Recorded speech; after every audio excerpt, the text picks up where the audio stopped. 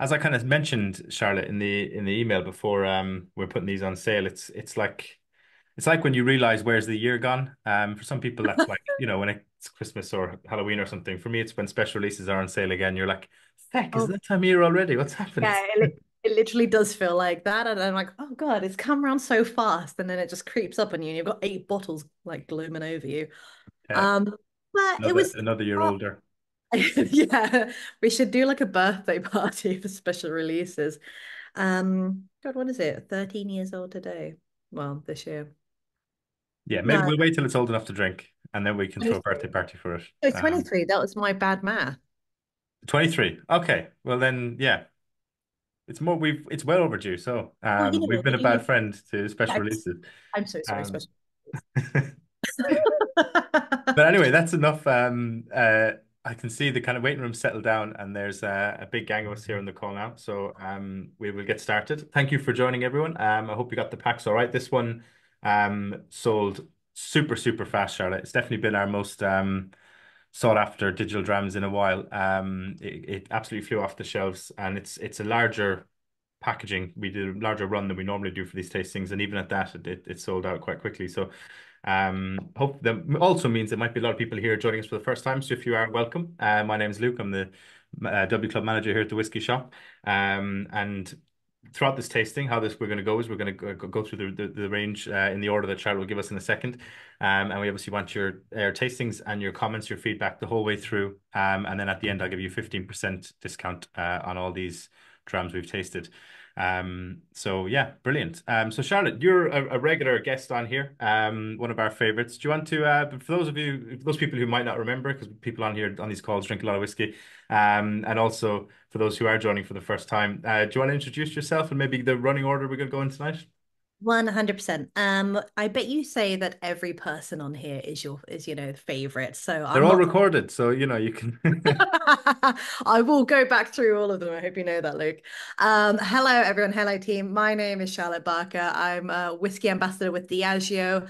And what does that mean? That means I get to talk about all of Diageo's whiskies each and every day, from Johnny Walker and the Four Corners there through to all 30 of our malt distilleries, which is fantastic. And sometimes a dabbling grain as well. We'll see what's about. But I do a lot of work on special releases. And as Luke says, it's special release time again. Happy 23rd birthday. Um, for those of you that I guess were here last time, me and Luke did it in person last year, which was actually really lovely and a quite immense occasion. We should definitely arrange to do the next one in person. I'm going to endeavor to come up. I'll make sure they fly me up or something.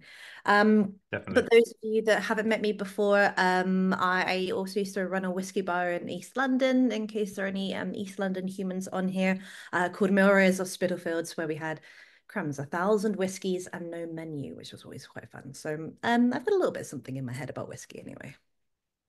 Marvelous.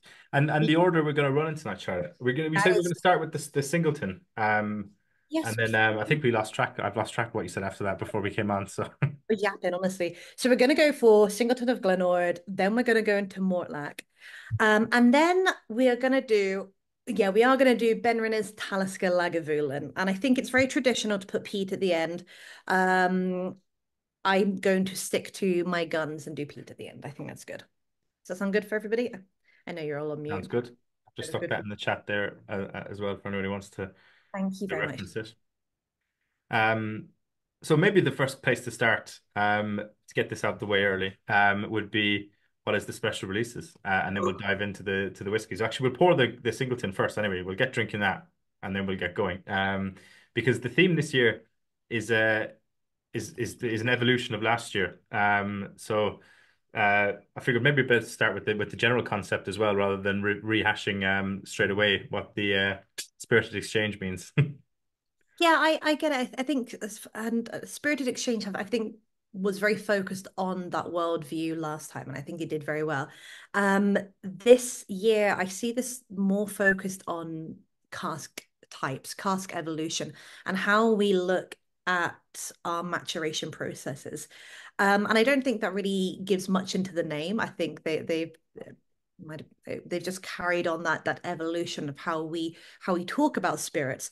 But for me, this is a discussion about cask types. I did a count. I was at Midlands Whisky uh, show festival, and I counted up, and there are 20 different cask types across all eight of them, which for me felt a significant amount. So for me, this is a beautiful story about the casks that we are talking about. That might not be the official spiel. This is just what I've been picking up from talking about them, tasting them, working on them. Um, and for those of you that don't know behind our blenders, we are so very lucky to have 12 blenders that work across all of our whiskey. We have a lot of whiskey going on. And his name is Dr. Stuart Morrison. And Stuart has had the unfortunate pleasure of working with me for all my time at Diageo. And he's so very gracious with his knowledge and his expertise and experience. But it's his second run at special releases, and I love the stories that he tells about them. I love this evolution, and I'm actually very fortunate that I managed to have my first tasting of these special releases with him. But I reckon we should get into the Singleton of Glen Ord. If you haven't smelt it and drunk it already, please never stand on guard for me. Yum, yum, yum, yum, yum. These are all going to be cask strength team. So we're talking about 54.7%. She says this. I realize all of my notes are the wrong ABVs. I think that's what happens when you drink and you take notes at the same time. But luckily, this was the first we tried. Marvelous. Yeah, 54.7 is what I have Yeah. here to it. Please do Um, call me out if I've got this wrong because I trust you more than me. well, as people on the call know, there's been many a typo on these digital dram packs and emails. So that's me drinking too much whiskey. So we Actually, more than anything. So there's a really lovely question already in the chat, and so I'm gonna go into a bit about Singleton anyway. But there's a first question up on Glen Ord described as Speyside. Yes, it is on the Black Isle and it is in Highland. I don't know where Speyside is coming from. I don't know if it's on the pack or something like that. We generally refer to Glen Ord as Highland. When we talk about Singleton, we talk about it Speyside just because quite confusingly, when we talk about UK, we're talking about it coming from Dufton. So I'll go into a yeah, little bit. it's actually the category it's under on our website is Speyside. So that might be an error that I need to correct. Which that wasn't me if anyone's watching, but I'll throw one of my colleagues under the bus for that one. Well, then I will go into it a little bit more because when we talk about Singleton, we're talking about a brand, and that sounds a very bit quite confusing when you're talking about Crumbs, Talisker, Mortlach, Lagavulins being distilleries. Singleton is a brand that came about in 2006, and I I love it. I love talking about it because it was this brainchild of Dr. Maureen Robertson and Nick Morgan, two amazing humans within Diageo's actual history. Maureen was with the company for 45 years, which I think is incredible. I actually fangirled on about her like the first time I met her. I saw her across the room at the Whisky Fringe, and I think I just squeaked at somebody. Oh my God, it's Maureen Robertson. My goodness. But the Singleton itself is a brand which covers three different distilleries. And it's that idea of doing research and delving into how people drink around the world. And so when we looked into it, obviously people do drink differently around the world. Your cultures just affect how you drink, what you're eating, what your experiences are, what your memories are. And so we divided up three different distilleries for different parts of the world. And so we have Glen Ord going to the Asian market. We have Glendullen going to the North American market, very thick toffee, dolce de leche. And then finally you have, I say Dufton for everything else, but for our EU and African palates, interestingly enough. So what you're used to seeing, if you see Singleton, you'll be seeing Dufton, which is in Speyside, that beautiful or heart of Speyside. Glen Ord is most definitely in the Highlands. What are we getting? I saw some. Yes, we got Lies Black Treacle on the nose, 100% Frank Disa toffee, boot polish on the nose in a nice way. There you go. I wouldn't know what it's like to have boot polish on the nose. I don't know. There's a bootlicking joke in there somewhere, but the um Yeah, I don't know. I said you before we came on. Maybe I'm just not feeling funny tonight. But although people on the call will say I never am, so that's fine. Too. So it's a horses for courses whiskey in terms of where it goes around the world. So yeah, the Glenord is always a treat. Um, I'm really enjoying this personally. I went go through ups and downs with Singleton when I first started tasting the brand a few years back. I thought it was amazing, and um then it gets a bit. It's one of those. It's such a good kind of classic clean. You know what to expect whiskey. It lacks its excitement, but the special releases one is always quite good. And this is definitely no different. I totally agree. I agree. I'm so happy to see Glenord just easily available to me and not through like an indie bottling because it's so fantastic. When I think it's such a great distillery to talk about. And for me, the flavors in here are ridiculous. So for me, Glenord is if you stand by the spirit safe, it smells literally like fresh cut grass. And it's so brilliant and bright. And I think it takes on any maturation so wonderfully well. This reminds me of, well, it should, our Glenor special release we did 3 years ago because we cycled through them to show each face off. You're right, like treacle thick toffee. There's some sort of, honestly, a little bit of meatiness in there. Um, Spice as well, but the palette for me is such a bright delight. It's always for me like black currant, like real bright black currant juice, like almost like a bit of tartness to it. Mm. Um, Maybe even like earring on that tropical vibe, but like fresh, tropical. Um, and then and then a bit like and again in a good way, like dusty and musty and church and old pews. It's amazing how it goes from that actually in the sense that it is those kind of orchard fruits as I said in the chat there, kind of poached pears, honeydew, lots of green apple, but then you do still get that kind of the toffee caramel, and then you do get, as you said, that old church, that kind of boot polish kind of flavors do come through. I'm not compared to some of the Glenords I've had in the past. Roger's point about the interesting spice. I agree that it's there, but not as present as I've definitely had. With I think I no, it's literally this time last year's when I had the last year's Singleton, I think. So maybe it's been too long, but yeah, maybe I'm misremembering that in terms of the spice heat on previous ones. It definitely doesn't. I hate saying this because this is like a cliche. But it definitely doesn't. It doesn't feel like 54%. You know, you I should have know a little exactly. dong on the rings when it goes. This doesn't taste cast strength. It feels like I know I get you. It feels like you have to say it. It's such I feel for me it's like very juicy. Like it makes my mouth water. It's mouth watering. And it's again I'm really pleased they're playing into this. The singletons that they've been putting out for special releases really be seem to be playing into texture quite a lot, which I bloody love. I'm all about that mouth filling almost like velvety texture. But it's also one of the reasons why I put it first. I I love talking about Singleton, but I love to see every face of it. And it's really nice to see, as the special releases are, something special, something different.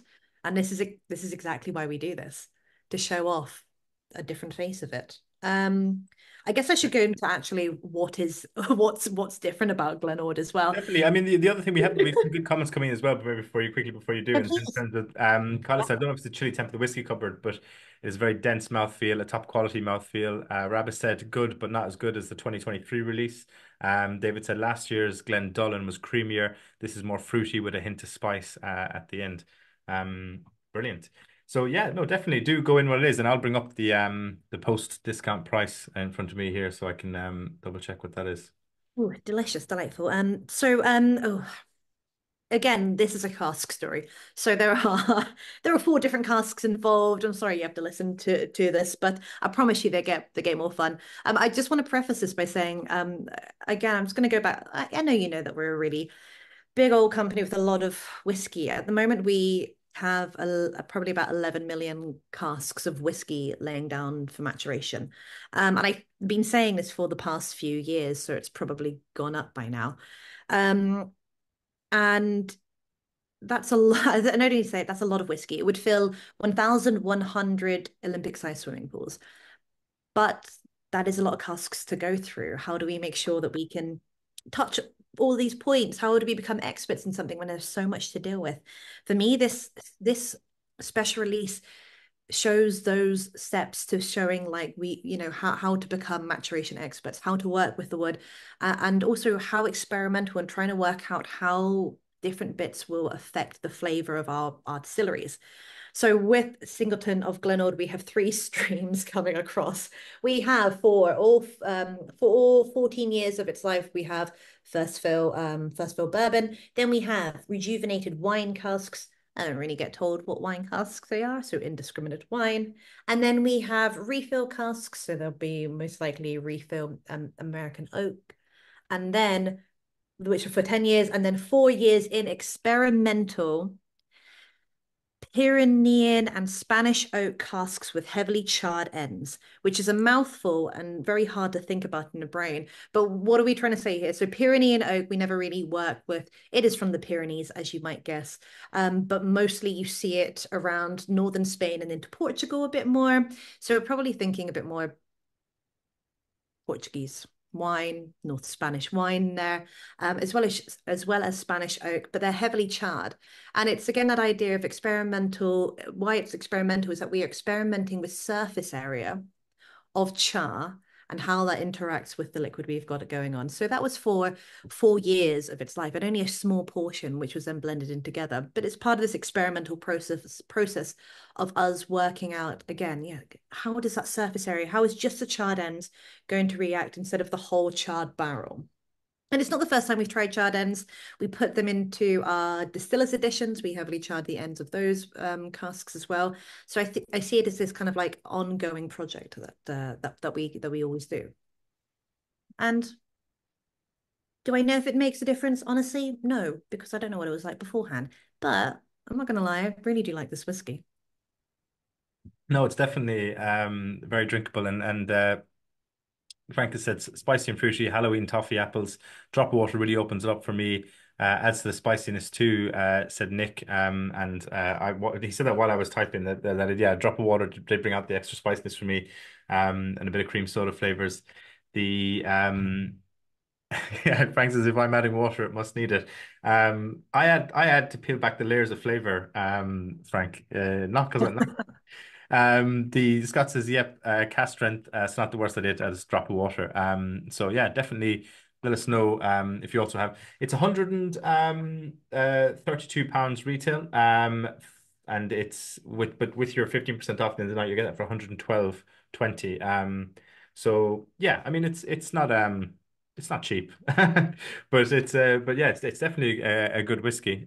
What are the runs on some of these? Because I know every year some of them are more limited than others, and that I don't know if that's something you ever disclose. But in terms of this Singleton, is it one of the more sought after ones or? Honestly, I would say that it's probably one of the ones with more available. So it would probably be Singleton and Talisker, which have the most available. It's just from what I've seen in the past. Then Lagavulin will be coming in a close second. Sorry, close third to them. And that's just because of how we talk about these whiskies and we know what people also like to drink. When it comes to the run of these, no, I haven't seen it because they've stopped letting me see all of the pricing and everything behind it. Because you keep Um, blabbing on the tastings about it, is it? Honestly, so the when we come to the Talisker, I'm not told a lot of the stuff because they know I talk about it. I'm not trusted with secrets anymore. Um, I feel bad about that, but I know they're always a limited run. However, this is a global release, and it's something that we do every year. So I would imagine that there is limited, but to a certain extent, it's still us. It's still a big company. We still got a lot of whiskey going on. Yeah. Perfect. Marvelous. Well, we could maybe slowly start coming on to the next one in the lineup, which is the Mortlach, Midnight Dusk. Every year the Mortlach seems to be my favorite bottle design.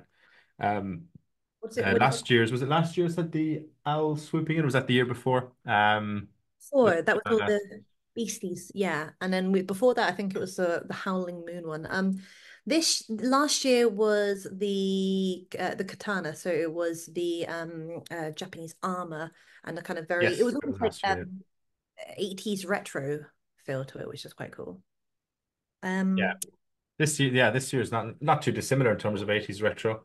Right. Um, it's got Every, what's that the film with German. That's not helpful. The Drive, is it? I And knew you were it's gonna not an 80s film, but it's got that vibe to it. I knew you were gonna say that. Yeah, I really agree. It's when you when I first looked at it, I was like, oh no, they've buggered up the printing because it's all lines. It is deliberate. I was just being an idiot. Um, this is yeah, delicious Mortlach. I'd love to hear what you think about it. I never have favorites of the special releases because I can't. And also they're more like my children. But I always have a top three, and Mortlach again is in my top three, which is always really nice to see. Um, we've given it the name Midnight Dusk, which I know midnight and dusk don't go together. They wanted But to isn't call that like didn't Taylor like an Swift oxymoron. have an album called Midnight Dusk or something, Or We I know are it Swift. wasn't. It was called Midnight, but she did like three versions of it that all had a different name after it. But It is known that the Blenders are massive Swifties, so I that's mean, statistically, who isn't? I know. Everybody will succumb to Taylor at some point. I think they wanted to call it something about aperitivo dusk, something about that time of the evening where you have a little zhuzh, a little sharpener, something to start your night off, and something which is very sociable. And I think they wanted to go down that route because it feels very light and bright.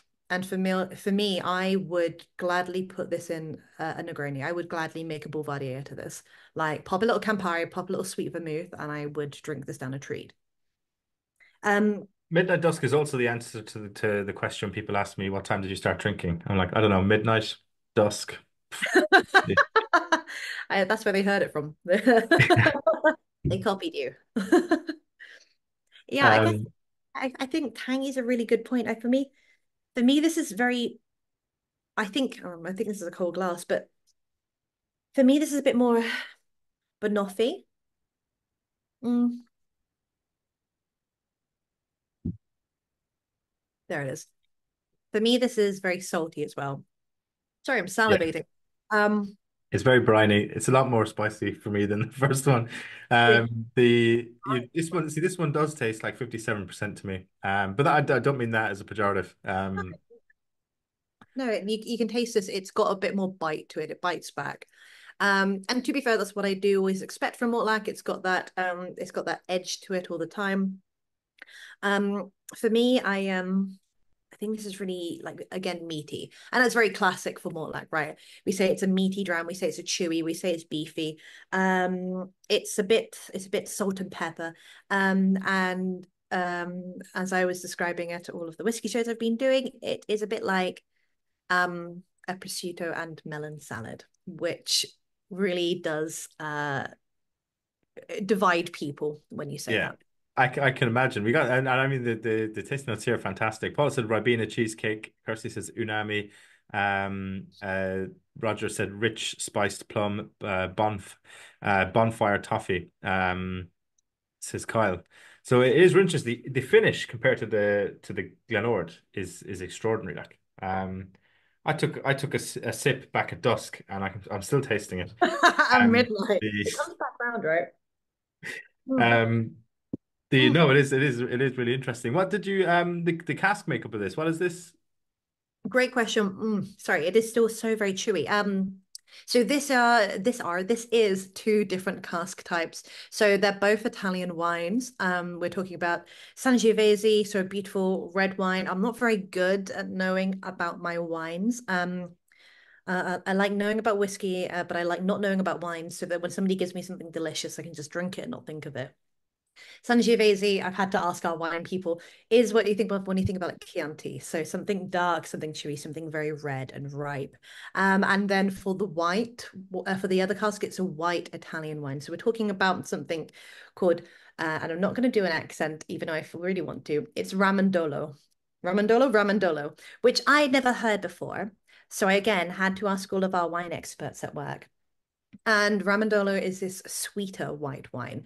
So when you think about something sweeter, juicier, it is susceptible to the noble rot, which means that it's a kind of fungus that absorbs all of the water. So it dries the grapes out in a way a bit like sun drying. And it keeps all the flavor, but pulls away all the water. Yeah, that's how they make a lot of sweet wines. Okay, I was going to say, I feel, Luke, I feel you're like you're the wine person. I know that we've had these discussions before. um, I'm saying this so apprehensively, by the way. I the get no, it. I've never heard of what you say, ramen dolo. It Mandel- sounds like a noodle place in the East End of Glasgow, but or the West End of Glasgow. Hey, you can say that better. Um, Again. I don't know. Is it a new club? no, but like it's for the Japanese food restaurants. Like ramen, isn't that what they call them? But Ramen, yeah. Oh, Ramadol. Oh, I like that. Maybe it's like an Italian Japanese fusion restaurant. yeah, I mean, like I always say, spaghetti noodles. What's the difference? Like, but the I'm flattened. you know, Uh, um, this, yeah, yeah. okay. No, but yeah, but I don't. So I'm not sure about how this no rot specifically affects this grape. But yeah, it is what goes into the production of a lot of particularly French dessert wines, I believe. But I'm actually no wine expert. I'm just an alcoholic. But the uh, Rabbit said ripe berries, apricot, moving to creamy, rich, deep, sweet finish, lovely. Is this non-age statement release? As there's no age on the bottle, says Ian. That is, yeah, it is a non-age statement, a non-age denomination. And that's again, the last age statement that we did for Mortlach, I think it was a 13-year-old, which must have been 3 years ago now. 3 years ago now. Yeah, we've moved away from putting age statements on Mortlach, and I don't quite know why that is. But I also do like having those conversations about flavor. We did it with both the Mortlach and the Talisker last year. There was a non-age statement on the Talisker as well. And I do like having those, chats about is it delicious? Yeah. And do I enjoy drinking it? Yes. And I think there's a lot of work to be done of saying that something that has an age on it, or maybe the most the most age is going to be the most tastiest. I do like getting led by flavor. And you know what? If there's a 3-year-old in here, then it's a really tasty 3-year-old. If it's a 21-year-old and a 3-year-old, then that's still a really tasty dram. Unfortunately, I don't understand how they've blended it together. They are I much more. was Yeah, I mean, it is actually is definitely a gorgeous whiskey. But and it's one that you could sit with. I could see myself sitting with this time midnight, picking away at it because it is incredibly complex. And the more I sit with it, the more tannic it gets as well. I was going to say Yeah. that is the non-age statement. Is it non-age statement so it doesn't distract from the amount of times it's been distilled? But I've just look at the bottle here in front of me, and they've removed that. When did that Have happen? they? That's unfair. They still keep it on the core expressions of 12, 16, and 20. That's disappointing because I think that's the most fun thing to talk about.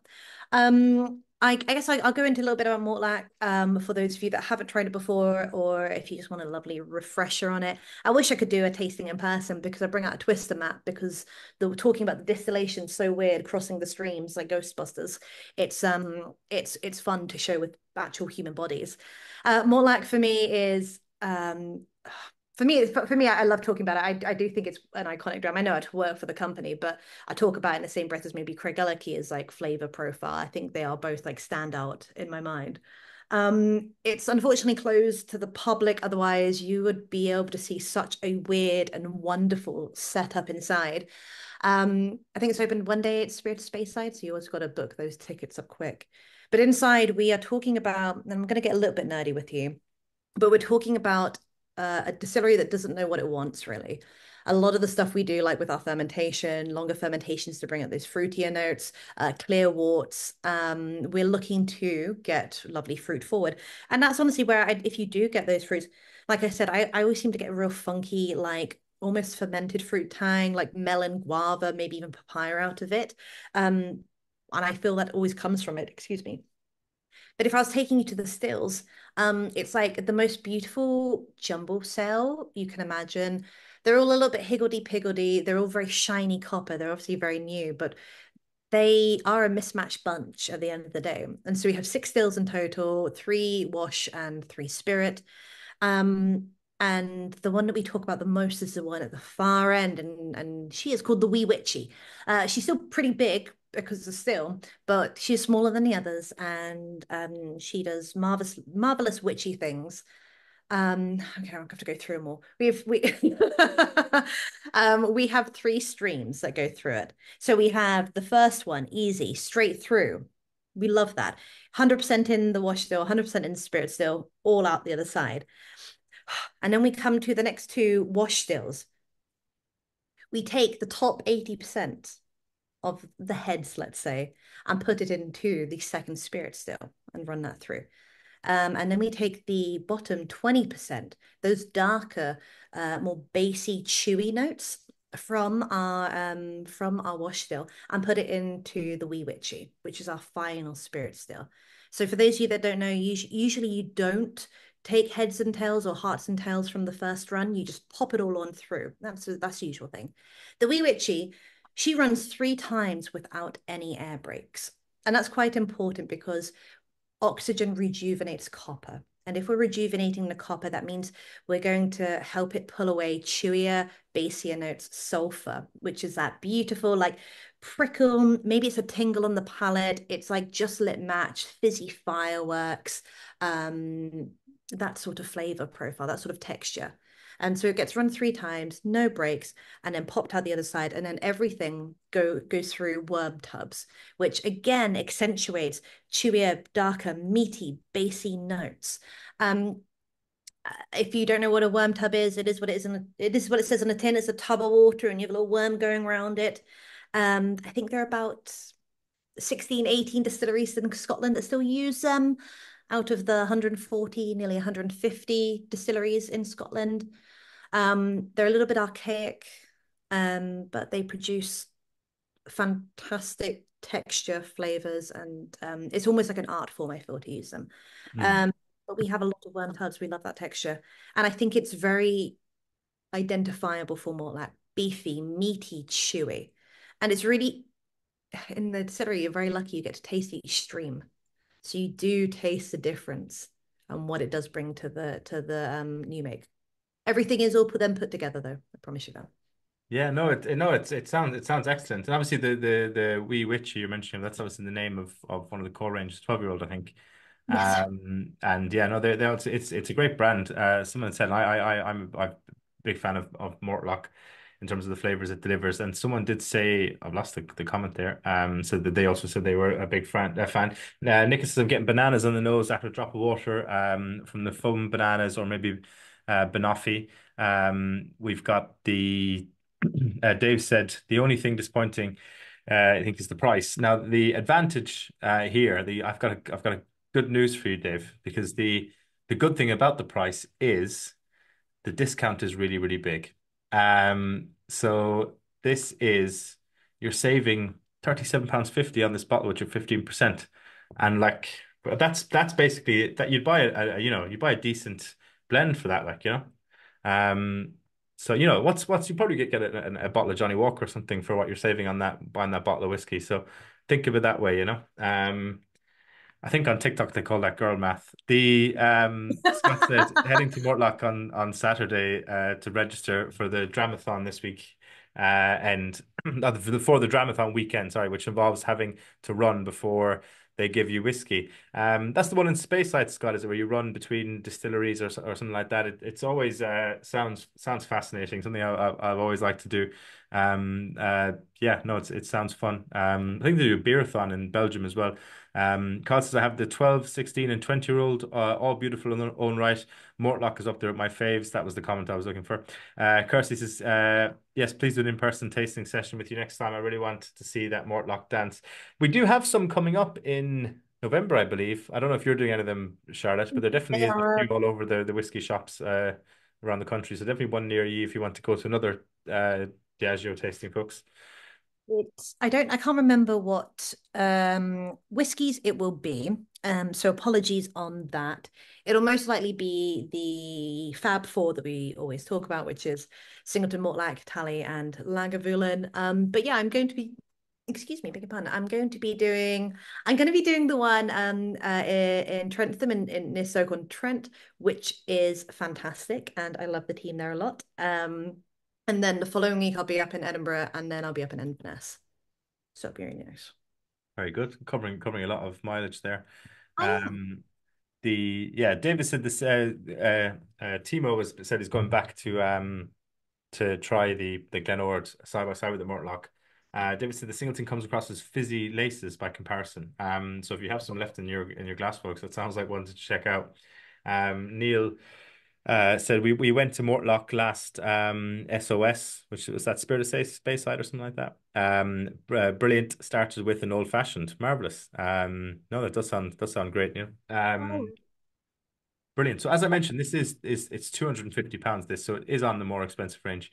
But yeah, as I say, you're saving 37.50 with your 15% discount, which I'll be giving you at the end.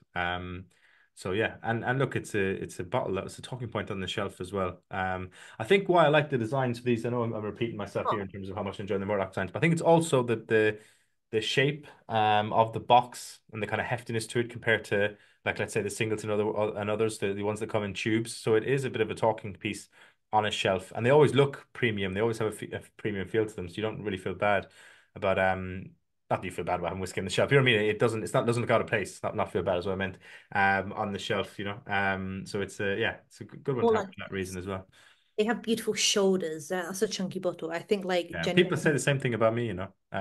shoulders. You look, I don't want to say Luke, come on. You're fishing for compliments now, aren't you? It's my one redeeming feature. Like you know, they're quite broad, but You eat you've got full. lovely shoulders too, Charlotte. Don't worry. Thank you. That's what I was looking for. Appreciate that. But I don't know. Maybe I've got shoulders like a Singleton bottle, just round and a bit teal. Um, I'm not gonna lie. I just on that point. The Singleton. I love it dearly, but I hate that tube so much. Beautiful oval shape, but the top pops off all the time. Can't Yeah, carry. I Can't totally carry agree them. with you.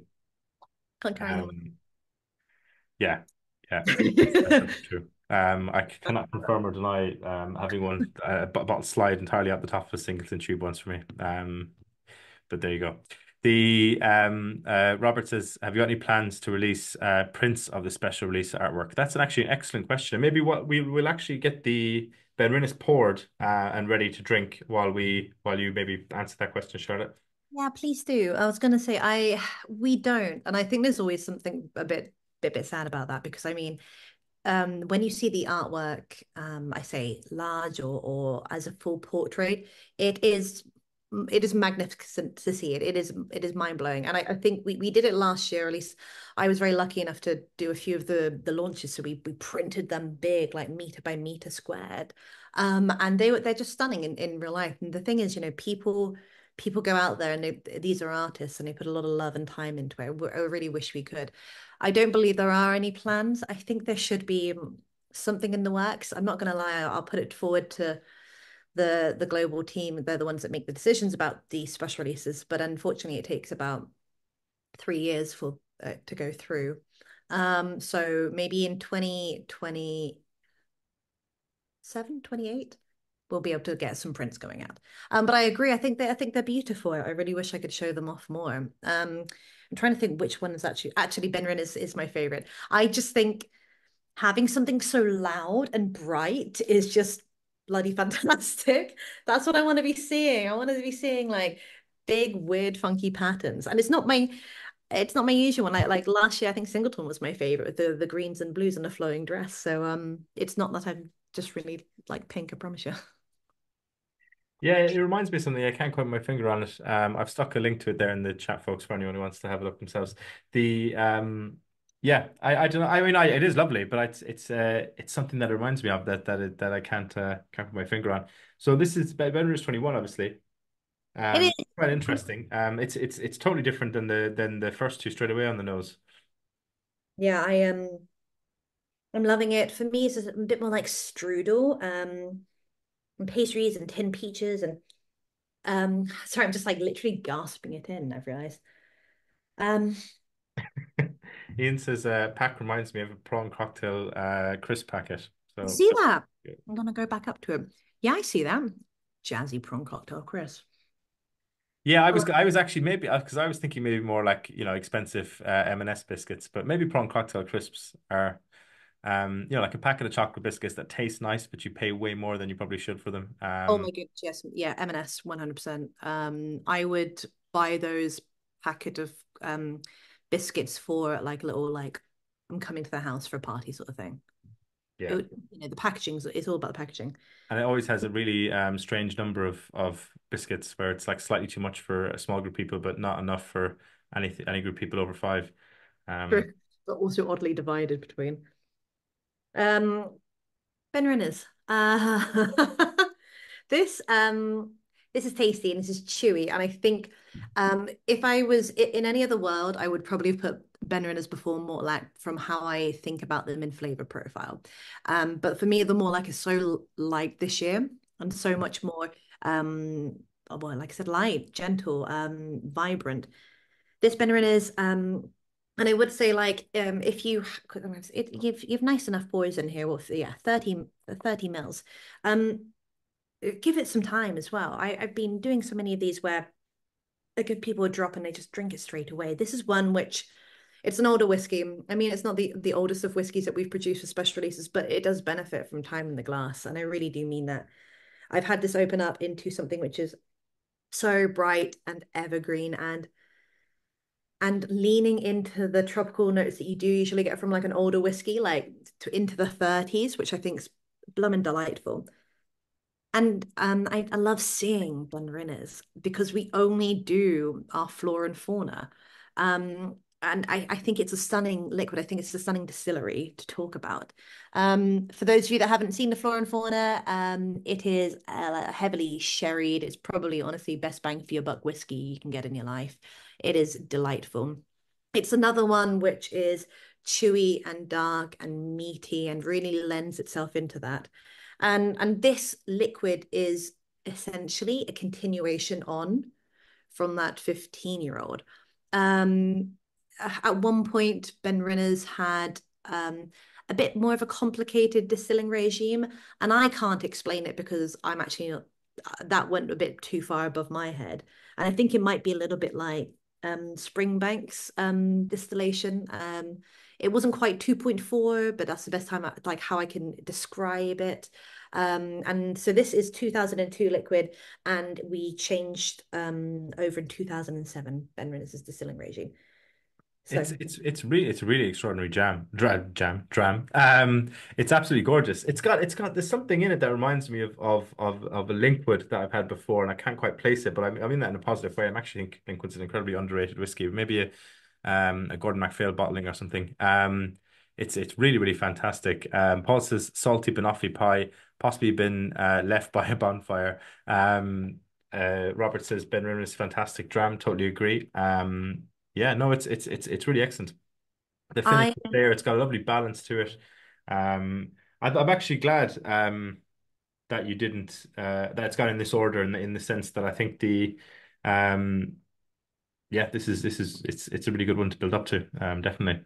agree. And so I was saying to Luke before we started when I was again very lucky to have tasted these first time round with Stuart. We did all five of these first, but he went Glen, Mortlach, Talisker, Lagavulin, Benrinnes, and I just love the idea of just honestly shoving the shoving the peat just right in the middle of it. So I'm pretty certain my first impression of Benrinnes was a lot different to drinking it now and have drinking it afterwards. Not that I think it was bad about drinking like a little peaty number beforehand, but it's just so different and so fresh and so vibrant. And I think bonfire, something that's been left by a bonfire, is a really great it's a really great tasting note. It Yeah. does feel charred, right?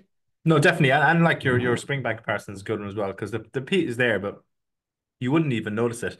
It's one that you'd almost have to point out to people, or I think in some situations, because for me it's just not at all, and maybe that's just the way I think about Benrinnes, but it's just yeah, it's like a subtle accompaniment. I think there was a Teeling whiskey that was done. Was it a Teeling 24 from about 5 or 6 years ago? And it was a regular single malt, and they blended in I think 5% of like a heavily peated malt, but you could barely detect it, but it just kind of lifted up the finish and just kind of carried you on a bit more at the end. You know, like your pal being like, "Come on, we're nearly there." And you know, it just it really complemented the whole release, and it tasted like no other teeling I'd ever have. And Benrinnes kind of does that as well. I think, you know, it kind of it helps things along in there. It's not really too in your face, the peat, which I think you know does also does for the lightly peated whiskies like a Springbank or whatever, or ones that aren't too kind of maybe lightly peated isn't the right word for it, but aren't in your face with the smoke. Yeah, it's really interesting. Um, Um, Frank D said, sorry, Tony said molasses, dried fruits, def taste the extension from the flora and fauna. Frank D says, totally agree with the Linkwood Person, James Eddy version memories. The Whiskey Slayer says dark chocolate, stewed spiced plums, spicy winter fruit, and slightly waxy quality. Something Irish about it. Yeah, I oh. can see that. I can see that, Frank, definitely. Maybe you've tried the same whiskey at the teeling I was talking about. Uh, Well, I really I do love this whiskey, and I think it's for the we always put one older one in there, like which is 20 years and above. So I think this does a good job at like singing the praises of an older whiskey. This is another one which was all about that cask exploration, and at about 8 years old, which so I've been told is the kind of like age where the whiskeys develop personality and like characteristics where you're like, ah, there you are. That's a distillery. I guess a little bit like, when you have a toddler and it's like, oh, you're becoming a person, like yeah. they start like talking and Eight is a bit late for that though for a toddler, but the yeah, you know what we won't do. It's like maybe it's like dog years. Maybe it's a bit like dog years for distilleries. We'll put it as that. But when it's reached the kind of like 8 year old mark, this was sort of sidelined for a technical project. And again we were exploring like different casks and what essentially layering on maturation would do. And so this is four different types of maturation and we've layered on top, which I think is wild when you think about it. It's not over the top, it's stringent. Um, but this wasn't the only one of our distilleries that we used for this sort of project. So whenever we do any sort of R&D work, we use four different, I say flavor varieties, but we use a light malt. We use a heavy malt, which Benrinnes is one of those heavy malts. It's very nutty. And then we use Highland peat, which generally speaking, you're probably looking at Talisker. And then an Isla peat, so generally speaking, Kalila. So this was the heavy malt version of that. And I'm going to have to read out what they were because it's just so much like cask for me to remember. But we have like two different rejuvenated wine casks, one in European oak, so beautiful, like spicy baking spices, and then one in American oak, so more coconut and those lighter vanilla, more fragrant notes coming through. And then rejuvenated wine casks on top of that again with those charred ends, really bigging up that charred note in it, that more nuttiness that you're really getting in it. And I think as well, like a level of like for me, pecans, like toasted pecans come on out as well. yeah, yeah, definitely. Toast Pekins is a great note. Yeah, Um, Either way, I do think this is, like I said, it's really lovely to see Benrinnes as an older version, but also like given a chance to shine a bit more. yeah. It's definitely my favorite so far. Robert had said grilled peaches, which I think is a great tasting note. The There's a bit of discussion about the price there as well. The good news, folks, is you're saving £51 with your 15% discount. So I mean that is nearly a bottle of Flora and Fauna Benrinnes, if you were going to look at it that way, that you've saved. So you could get that and that bottle, and you'd still be paying the same. And it's also 150, sorry, 1,156 W Club rewards points after the discount, which is like, you know, big chunky voucher off your next purchase as well. So I think this Benrinnes is A, phenomenal whiskey, and B, nothing but a good investment. And I'm not sure if you agree there, Charlotte. But, I think you're also very good at maths, which is very good. Um, yeah, I definitely haven't that on the screen in front of me. The you're making the maths work, and I like it. That's it. Yeah, you got to make the maths do the work. That's it. I mean, that's how Elon Musk made all his money, like, you know. The Yeah, Roberts is my kind of Matt. David, always the salesman. Definitely. No, it is an excellent dram. I do want to go back to actually, right, the artwork.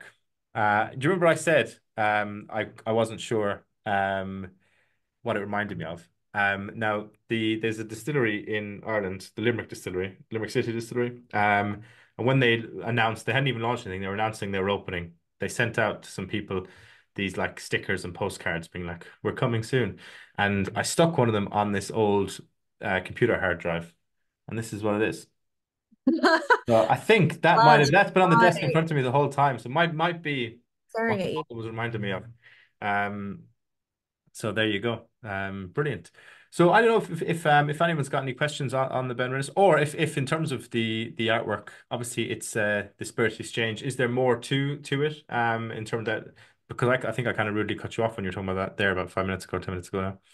No, I don't believe you did. I think it's quite right. I think it is a continuation in terms of how we talk about the distilleries, but it's also, like I said, a continuation more about what we talk about with our casks more than anything. With the artwork, excuse me, there are two different artists. Do I remember their names? No, I mean I had eight to remember last year, and for some reason they all stuck in my head. But we divided them up, and we're looking more at photography instead. So these are of instead of paintings or digital artwork here. We're looking at two exceptional photographers instead. And again, can't remember how they divided the four up because I remember beforehand, a few years ago, we did like the light side of special releases and the dark side of special releases. We haven't done that so much this year, but it was just how their styles worked into the styles of whiskey more than anything. Um, I think they're really enjoyable. I do really like seeing, especially the Singleton one, that very fresh autumn walk. But yeah, the Mortlach for me captures it all, just being slightly mysterious. And if there was a something to capture midnight dusk, it's probably that. Yeah, no, definitely. 100%. The brilliant. So we were going to come on to the Talisker next. Incredible. Here we go. Um, delicious. Cheers. The reason I wear glasses is so it stops my nose from going in too far. These are fake apart from that. Oh God, I love Talisker. But the thing is, I always love Talisker, and I'm never mad at whatever Talisker I get. I don't think this is for me, it's just so typically Talisker. So it's that peaty, it's that waves of smoke that come to you. It feels a little bit more fresh and briny, perhaps, and a bit more piney than usual, which I really like. And I do mean it when I say I think that the peat does feel a bit softer, and I think it becomes more apparent on the palate more than anything. Mm-mm-mm. Yeah, Yeah, the I was just trying to swallow. That's why I want. No, it's really interesting. I was actually just trying. It's 8-year-old, isn't it? I was trying to actually find the little dram bottle here on my desk. Um, the artwork on this one, 'cause I haven't had quite a time. I can still taste the Benrinnes, so I might need to wash my mouth out before I taste it. Yeah, But the artwork on this one reminds me of like in the 90s, early 2000s, on daytime television, they advertised like compilations of like best 70s love songs or 80s love songs. yeah. That's what this is like a cover of one of those really weird compilation CDs. I love that. I thought you were going to go for more like spa soundtrack, but I totally Or get well, that. yeah, no, I can I didn't I yeah I suppose I need to look at more sparse soundtrack covers of the vinyl collection behind me. It's lacking in that front. Oh, you're too cool with vinyl. Come on. Fleetwood Mac there. This is very much like when they do the long exposure of like the gushing waterfalls and everything, right? I and I guess it is. It fits though both with with what I think Talisker evokes for a lot of people in the sense that it's like, especially now with the stuff you've done in the last few years with the kind of blue clean ocean, what's it called, the kind of keep the These oceans clean initiative.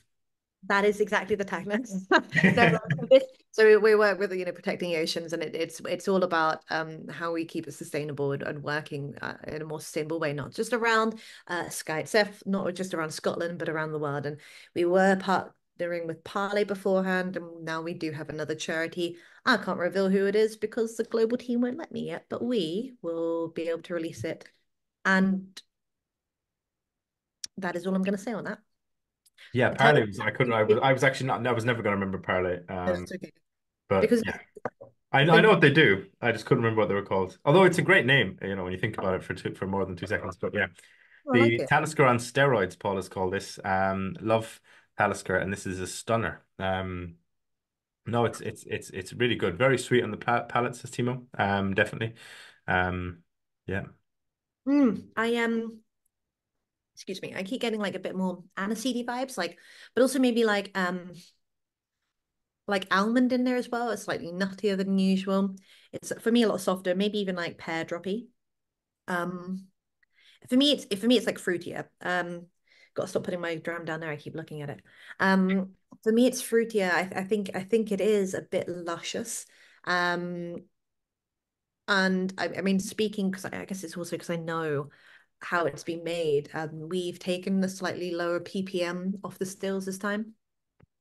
So we're looking at it's so lame to say, but off the stills it's coming off at 4.9 instead of like the usual 5 to 6. So it's usually a lot, we usually take a bit higher. And it's only a smidgen off, but we wanted for something a little bit lighter to put in these casks. Because this was the one that people were messaging me about as soon as it came, through the US marketing online forms and everything like that. I got messages straight away because people want to know what the hell does stone spun cask mean? Which is really fun to say with a lisp several times for an event. Um, but a stone spun cask, it is, and this is actually one I'm most excited about. Again, we're talking about something experimental and something a bit weird and something playing around with. And as far as I understand, we're the only ones working with the company doing this. It's a way of rejuvenation. And throughout any sort of whiskey company, you will be rejuvenating your casks. You'll be refreshing them. You want to elongate the life of them. I think there's crumbs. You can get 100 years easily out of a cask. And rejuvenation usually comes by you shave the inside, you toast it, and then you rechar it. Very easy. With this, we You take get the about cast stoned. yeah, how did you know? I can't speak about. No, you're gonna get me in trouble. No, I can't make any jokes about that. These are recorded. I was so too close to making a joke then. God damn it. Oh my goodness, this is how I get my P60, whatever it is, P45. Um, you put, oh God, I lost my train of thought. You do get stones. And when I asked what sort of stones they were, Stuart said they're hard. So again, I'm not allowed to. I guess it is all because it is all new technology and we're working with it, and that's a really lovely thing. They are stones which are about 1.5 inches in diameter. They're igneous, which means they're volcanic, which also leads into that's the story of Skye and Talisker. That's a volcanic island. And we put them in a cask and we put water in it, and very unglamorously, we spin it like a washing machine, like a tumble dryer. And this takes about 20 minutes. And it's a little bit like gem polishing. It's kind of taking ideas from that. And so instead of taking 4 millimeters off, it's taking 1 millimeter off, which sounds, we're talking about millimeters, it's minute. I get that. But that's that means that cask can then be used 4 times more in a single life, which matters like incredibly so. It just elongates the life in such a way that it just means that this finite resource that we have of wood can just go on living for a lot longer, which is really, really nice to think about it like that. And just going back to what sort of like the experimental side, although this fits so wonderfully in Talisker, and we're saying it is very thematic and poetic the way we talk about the water flowing over the rocks. This isn't the only malt we've experimented with. Again, we would have done light malt, we would have done heavy malt. We did, of course, our Highland peat of Talisker, and then we would have done our Isla peat. So this is just one side. And what is also great, I'm so sorry, I've gone on such a big rant. No, I'm absolutely loving this. This is fascinating. Genuinely, Charlotte. Keep going. Don't worry. we're releasing an 8-year-old. Again, that's when the character has a personality. It's become its characteristic. This was said to be the way, the right age to release Talisker, brighter, more vibrant. Something how we released the Tally before those beautiful, decades ago, even before those beautiful bright green 12-year-old bottles came about. But this won't be the last that we see of it. We're not just going to be like, right, chuck it out at 8. We've done our tests. This would be aging for 10 years, 12 years, 15, 20 years, just to see how these casks develop. And I think there's something really cool about that. And I love being able to talk about the innovative stuff we do because we don't actually talk about a lot of it. It's nice. No, no, definitely. No, it's really fascinating. And David said, are you stonewashing other casks? So we we've used it for we've used it in experience for other types of malt. So there will be, I say most likely an Isla, sorry, a Kalila for our Isla, and then there'll be an example of a light malt. So I guess if you could say something like Tannic or even or a Linkwood or something like that, and an example of a heavy malt put into it. Again, Benrinnes is a really good example of a heavy malt, or Blair Athol, something heavy and chewy, just to see how it works. I can't imagine it's going to be anything bad, but you don't want to bugger anything up, do you? No, definitely. Although, as you said at the start, you've got enough whiskey. If you did, the Nathan said pine fresh and that pineapple almond cream cheese ring you get in Tesco's if it was wood smoked. Great to hear about innovations, said Rab. The Kyle says, this is a beautiful comment. Every time I drink Tally, I'm transported back to a wilderness cottage in Inverness. It's late September, there's snow on the peaks, and I'm back sat by that log fire with my dad. Well said, Kyle. People who do these chats regularly, and probably on the tastings with you before, Charlotte, we've often said that is the most powerful thing about whiskey is how it transports you into those moments or reminds you of times in your life. Definitely. Because I think that's flavor as well. It's the same with certain foods and stuff. It's a sense like walking into the room and smelling something and being like, oh, that takes me back to, my school days. It's you get that from whiskey as you pick away at it in a way I think you get from very few other things. Um, I agree. so and Frank did had lined up with I think what you had said earlier about aniseed in the sense that he said licorice, salt and salty and sweet, a dram for New Year's Eve. Definitely, Frank. So this is £90. So with the 15% discount on that one, you could get this one and the Benrinnes, and you're not really out much money than if you bought them both retail. So and then you get loads of W Club Rewards points. Whiskey Slayer says, why not do a 2 times 4 special release digital Zoom tasting?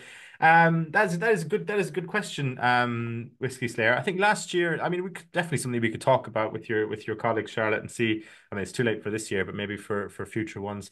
I think there's issues with market allocations. Also, it's a big risk if they do, this one like was really in demand and oversold, but bottle all the liquid and then people kind of. If there's a couple of really interesting standout whiskies in one tasting and they buy one for others. I'm not saying no, I'm just explaining why we haven't done it yet, and just being very honest about that. Yeah, brilliant. No, this is an exceptional dram, Charlotte. It's given the Benrinnes. I still probably prefer the Benrinnes, but it's given a run for its money for me. Agree. I think it's I think it's a really good example of Talisker, and the problem is I don't think there's any bad Taliskers out there, and I'm waiting to find one, and I'm not gonna lie, I'd love to find one just to be like, yeah, I found it, and I'd love to try it. Do you mind if I just like drop a note about the other three?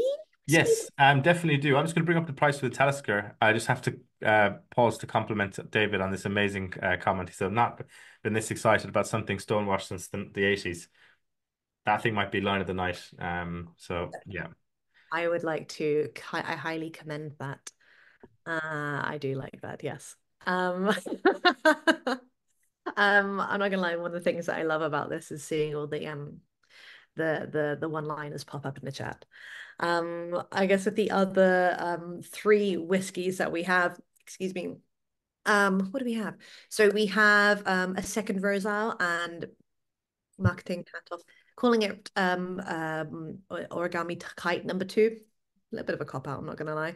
Is the liquid delicious? Yeah, it is. I think that Rosal is one of those distilleries where it fits a certain profile that we don't often show off, just something very creamy, very very actually creamy and fruity, a bit peachy. And I hate to say it, just it sounds stupid. It's a good whiskey for something that's trying to that doesn't have a face and doesn't have an identity.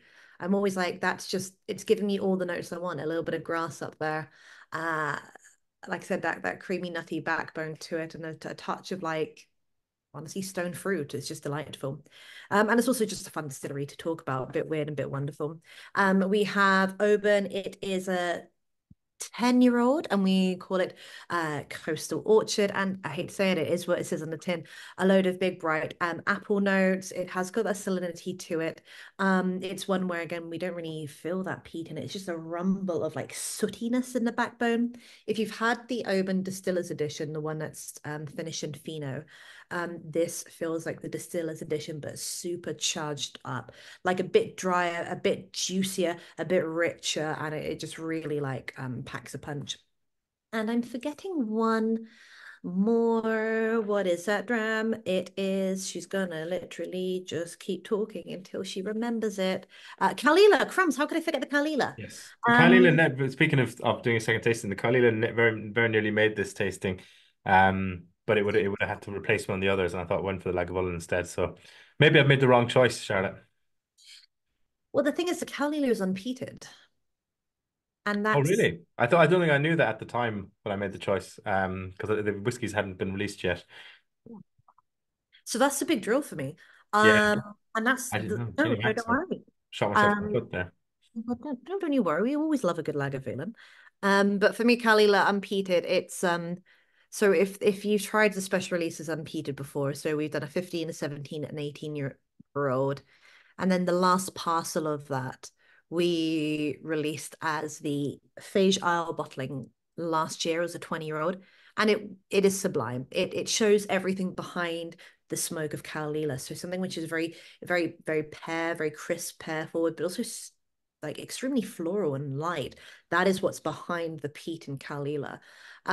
This is totally different.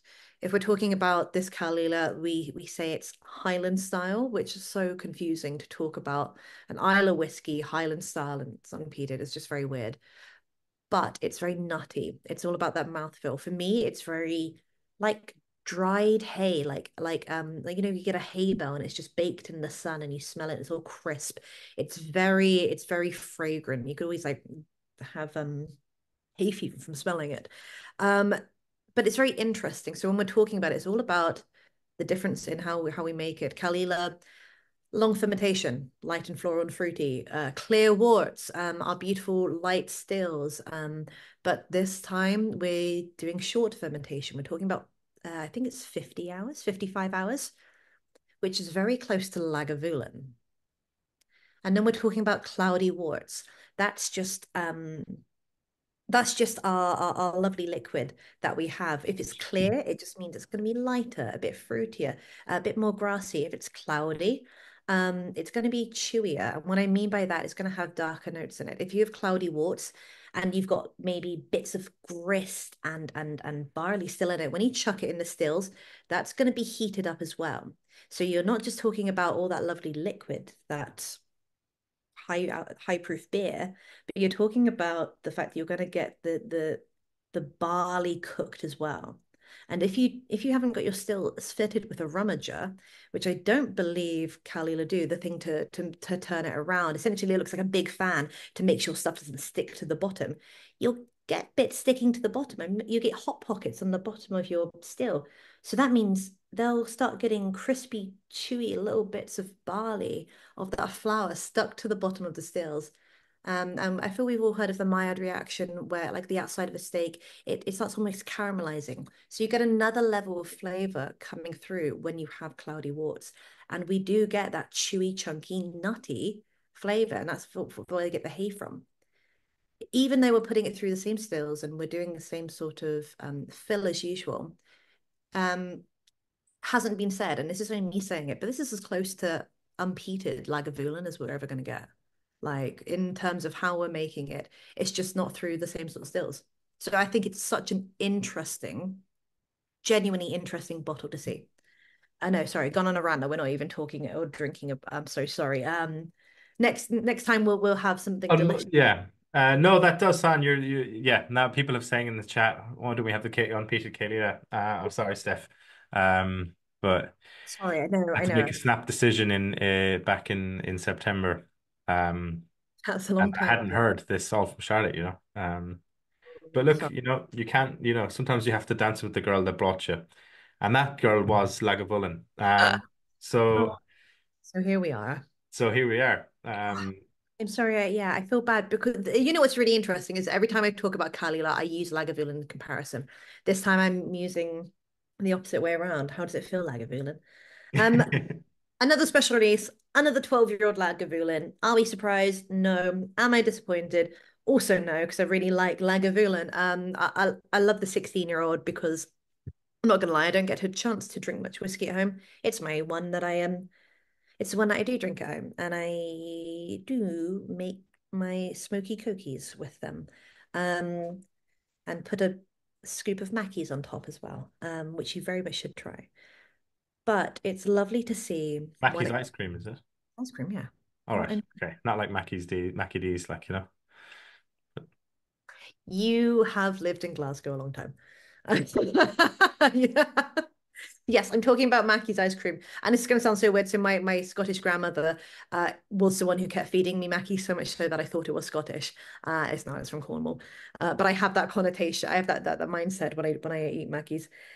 12-year-old as being, cask strength. I love to see Lagavulin cask strength. It's vibrant, it's big, it punches you in the face a little bit more. 16-year-old is so elegant. This is rowdy.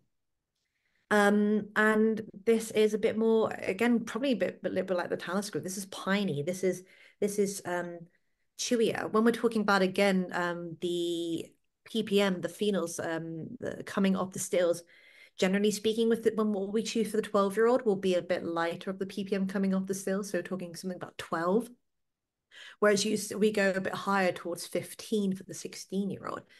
So even though it's supposed to be a little bit less smoky, it does still feel vibrant and punchy and chewy, but also very vegetal. I don't know if you're getting any of the kind of I definitely get, yeah, I could definitely get vegetal notes. It's really interesting. I'm still trying to wrap my head around it. Really, it reminds me of something I can't quite put my finger on. Scott says the smell of the Lagavulin is amazing. Really takes you on a journey. Um, the Yeah, it's really interesting. Scott also says Mackey's do chocolate too. There you go. Every day's a school day. smells like So me. yeah, no, this is really interesting, and it's definitely. I'm not sure. I'm not sure. I'm sorry. I'm a bit lost for words here. I'm trying to place. Actually, Tony C might put in there because the mezcal vegetal note is a good shout as well, or vegetal nose. Yeah, no, it's really interesting.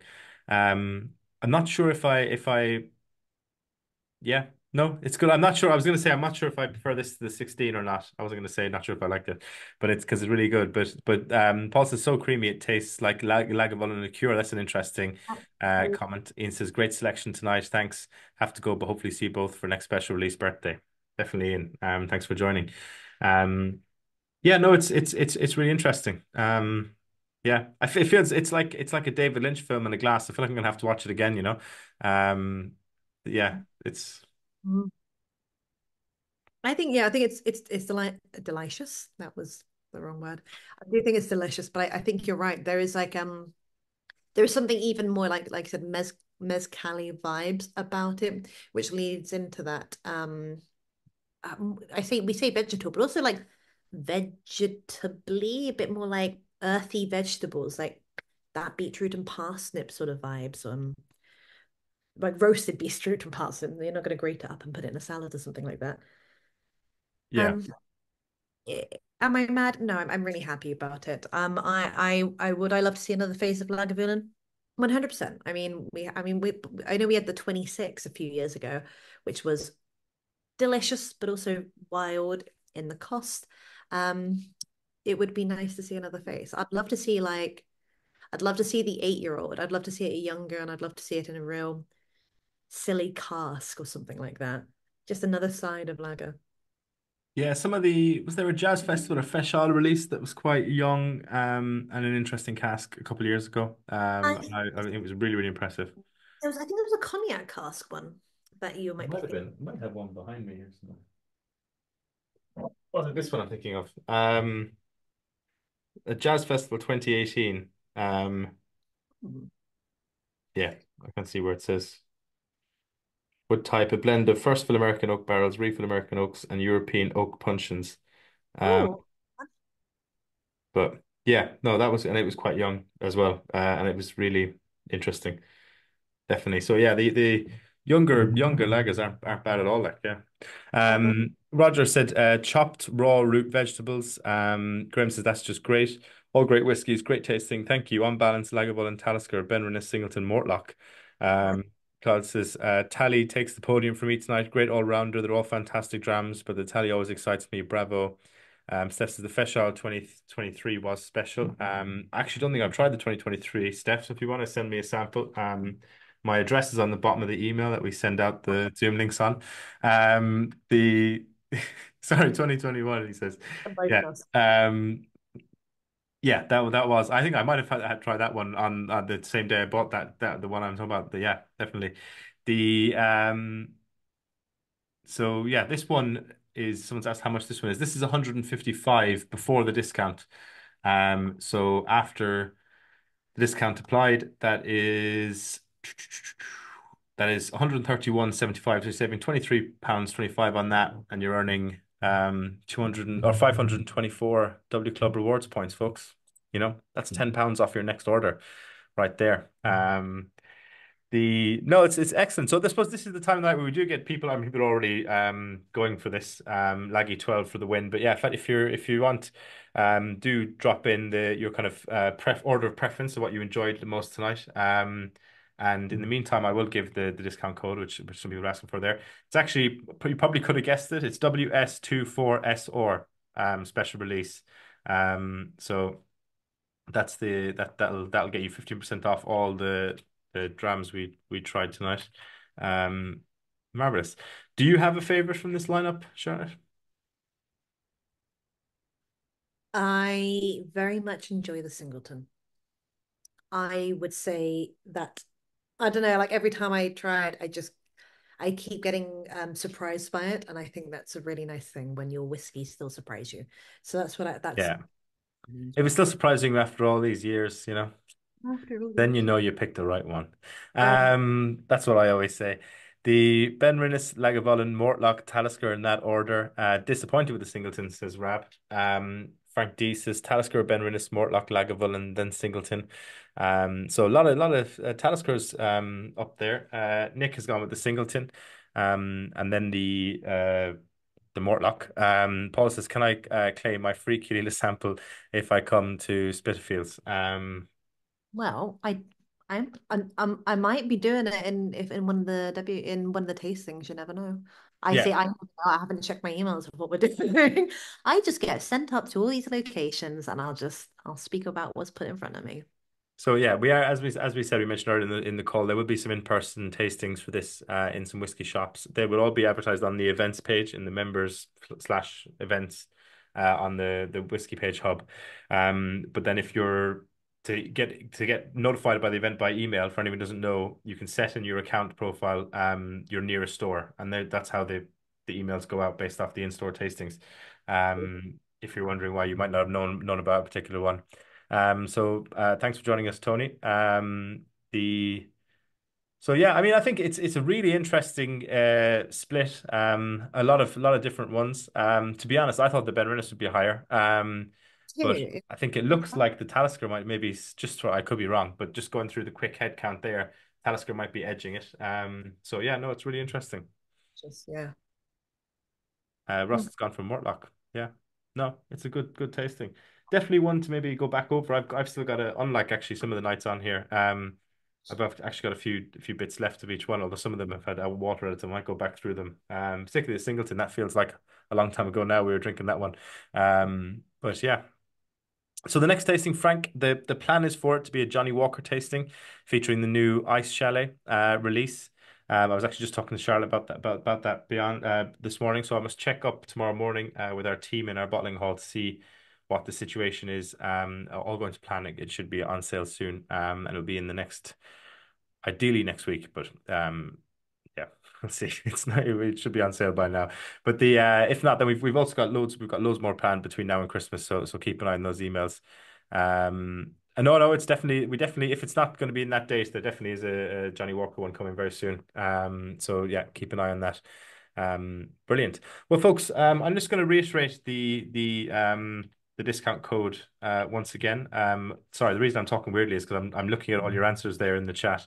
Um, Can I just say, if you do the if you do go to the Johnny Walker one, you will have my lovely friend and colleague Adam Hussein, and a dear Irishman, and so you have some two delightful accents to listen to in one evening. He is a darling, and I actually would probably buy a pack and listen in on that conversation and maybe heckle you over the chat.